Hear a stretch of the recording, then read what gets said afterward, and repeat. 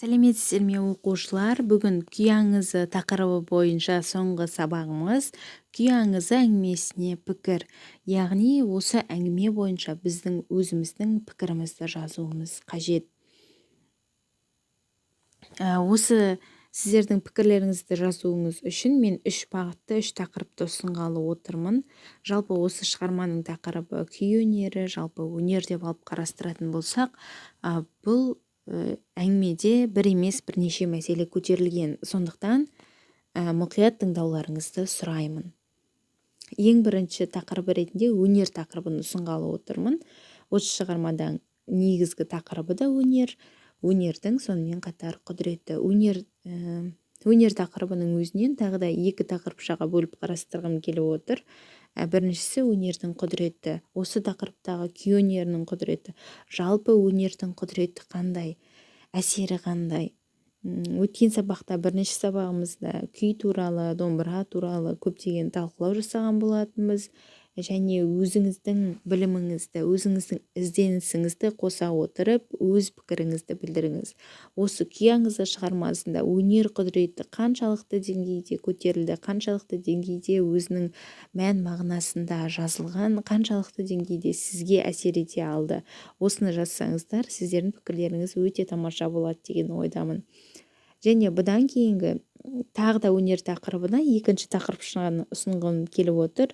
Өнер адамының тағдыры, яғни сол өнерді дәріптеп жүрген адамдардың тағдыры қандай, олардың өмірі қандай. Естемес күйшінің жас күйшіге айтатын сөзі бар. Естеріңізде болса, менің күйімді үлгі етсең де, менің өмірімді үлгі етпе дейді. Бұлай деуіне не себеп болды? Қазіргі жағдай қандай? Өнер жолы қандай жол деп айтады? Осы бағытта тоқталып өтсеңіздер болады. Жалпы өнер адамның тағдырына қатысты өз ойларыңызды бүгінгі өмірмен байланыстыра отырып, өз пікірлеріңізді білдіріңіздер. Одан кейінгі келесі тақырып ретінде Бозіңкен тақырыбын алғым келіп отыр. Жалпы осы күйдің шығуына, Наридерген күйеуінің осылай шығуының басты себебі Бозінгеннің боздауынан басталған болатын. Екі салт аттының жапан далада жалғыз жүрген нарды көріп, оның артынан баруы осындай күйдің тарихына, күйдің пайда болуына әкелді. Осы жерде естемес күйшінің бір айтқан сөзі өте ой саларлық, сондай мағыналы сөз.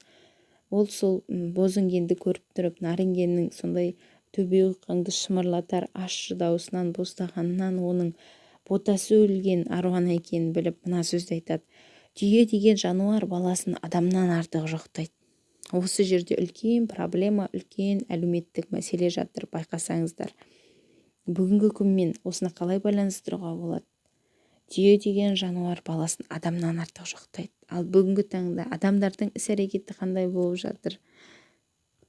Бүгін қандай аналарымыз бар, қандай әкелеріміз бар?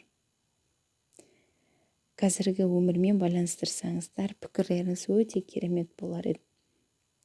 Және үшінші тақырып өте өзекті деген мәселелерді қарастырып отырмын. Тағдыр. Суреттен көріп отырсыздар, қыз тағдыры, жаңыл қыздың тағдыры. Жаңылдың тағдырын шешкен оның мына сөз еді. Екі күйші өнерлеріңді бірдей салыңдар дейді. Әкесімен елуді алқымдаған естемес күйшінің арасында шарт болады ғой, екеуі келісімге келеді.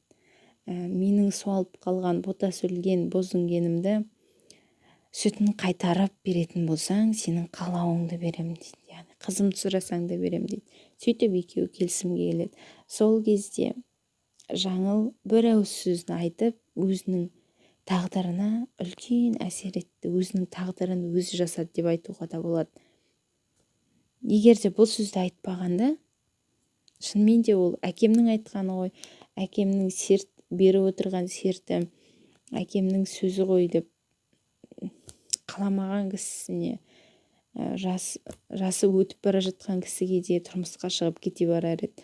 Ал осы сөз арқылы өзінің тағдырын, өзінің қалауын жасап,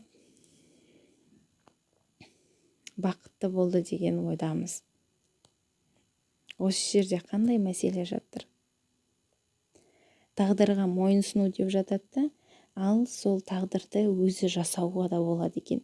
Өте мәдениетті түрде өзінің әдептілігін сақтай отырып, артық ауыз сөзін білдірмей, ренішін білдірмей, әкесіне бір ауыз қарсы келмей, үлкен күйшіге де, естемес күйшіге де қарсы келмей, ешқандай тәртіптен, салт дәстүрден аттап өтетін іс-әрекет жасамай, тек өзінің ақылдылығымен, даналығымен деп айтуға болатын шығар, осы бір ауыз сөзді айту арқылы әділдікті де білдіріп тұрған секілді. Байқасаңыздар, екі күйші, үйге келіп отырған қонақтар екеуі де салт атты, екеуі де күйші, тек айырмашылығы жас шамасында және күйшілік шеберлігінде. Екі кісіні тең қойып, екеуіне де әділетті түрде тартуларын сұраған болатын. Басында бұны естемес байқаған жоқ, бұл сөзге онша назар аударған жоқ. Ол жол бойына өзінің жаңағыдай салт басты сабау қамшылы бойдағы жүргені есіне түсіп, осы маған бір бұйырғалы тұрған бақ болар деп басқаша ол дәмеленіп келе жатыр еді. Қыздың іс-әрекеті, қыз тек қана бұл бір ауыз сөзбен ғана қойған жоқ, естемес күйшінің тартқан күйіне елтіп иген түйенің желінін саумай, қанша сүт тамшылайын деп тұрса да жұдырығында ұстап, қысып ұстап, сүтті шығармауға тырысып, өз тағдыры үшін соңына дейін күрескен қыздың ерлігін айтпаса болмас. Сіздерге осы тақырыптардың ішінен қай тақырып ерекше ұнады, қай тақырыпта өз пікірлеріңізді білдіргілеріңіз келеді, сол бойынша өздеріңіздің пікірлеріңізді, сыни пікірлеріңізді, өз көзқарастарыңызды білдіріңіздер. Осымен сабағымыз аяқталды. Сау болыңыздар.